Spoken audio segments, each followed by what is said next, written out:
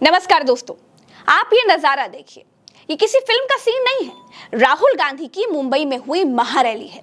जहां जहां तक नजर जाएगी वहां वहां तक लोगों का जनसैलाब दिखाई देगा। राजा की आत्मा ईवीएम में है, हिंदुस्तान की हर संस्था में है, ईडी में है, सीबीआई में है, इनकम टैक्स डिपार्टमेंट में है। डॉक्टर के सलाह पे ज्यादा घूमने से मना किया गया है, लेकिन लालू जी अभी भी तैयार हैं मोदी जी का दवाई करने के लिए। झारखंड झुकेगा नहीं।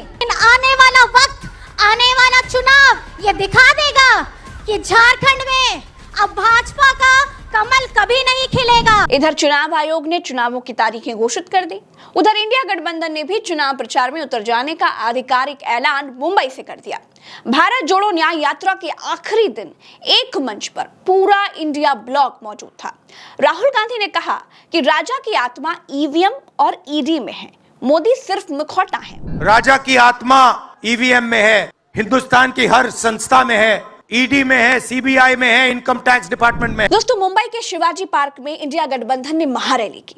इस महारैली में एक तरफ मंच पर इंडिया गठबंधन के सभी नेता थे, दूसरी तरफ शिवाजी पार्क में उमड़ी जनता थी। दोस्तों, मुंबई के दादर में 28 एकड़ के इस पार्क में भीड़ ऐसी थी कि तिल रखने के लिए भी जगह नहीं थी। इंडिया गठबंधन की तरफ से महबूबा मुफ्ती, शेख अब्दुल्ला, भीमराव अंबेडकर, हेमंत सोरेन की पत्नी कल्पना सोरेन, स्टालिन, तेजस्वी यादव, उद्धव ठाकरे, शरद पवार, आम आदमी पार्टी के नेता, राहुल गांधी जैसे लीडर से मंच भरा हुआ था। इंडिया गठबंधन के मंच और मोदी के मंच में क्या अंतर है, नितिन गडकरी का उदाहरण देकर राहुल गांधी ने समझाया। नरेंद्र मोदी जी की मीटिंग देखिए, वहाँ सिर्फ एक व्यक्ति बोलता है, गडकरी जी परे हो जाते हैं, माला के बाहर निकाल देते हैं उनको। झारखंड के मुख्यमंत्री हेमंत सोरेन के जेल जाने के बाद पहली बार किसी सार्वजनिक मंच पर उनकी पत्नी कल्पना सोरेन ने भी हुंकार भरी। कल्पना सोरेन ने झारखंड से बीजेपी को उखाड़ फेंकने का संकल्प दोहराया। आज झारखंड में एक लाइन बहुत मशहूर हो रही है, झारखंड झुकेगा नहीं। और आज इस शिवाजी पार्क के ऐतिहासिक मैदान से मैं उस तानाशाही शक्ति के खिलाफ ये कह देना चाहती हूँ, इंडिया झुकेगा नहीं और इंडिया रुकेगा नहीं। दोस्तों, राहुल गांधी की भारत जोड़ो न्याय यात्रा 15 राज्यों के 110 जिलों से होकर गुजरी। 66 दिनों में इस यात्रा ने 6713 किलोमीटर का सफर तय किया।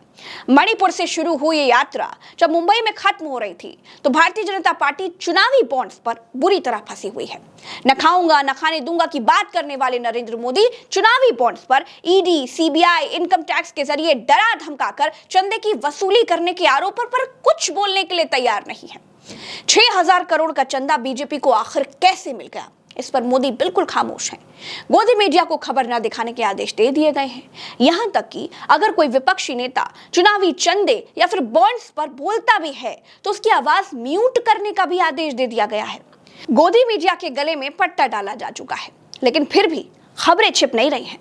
सुप्रीम कोर्ट फटकार पर फटकार लगा रहा है, एसबीआई भी हाथ बांधकर खड़ा हुआ है। नरेंद्र मोदी कान में उंगली डालकर, आंख पर पट्टी बांधकर न खाऊंगा न खाने दूंगा की रट लगाए जा रहे हैं।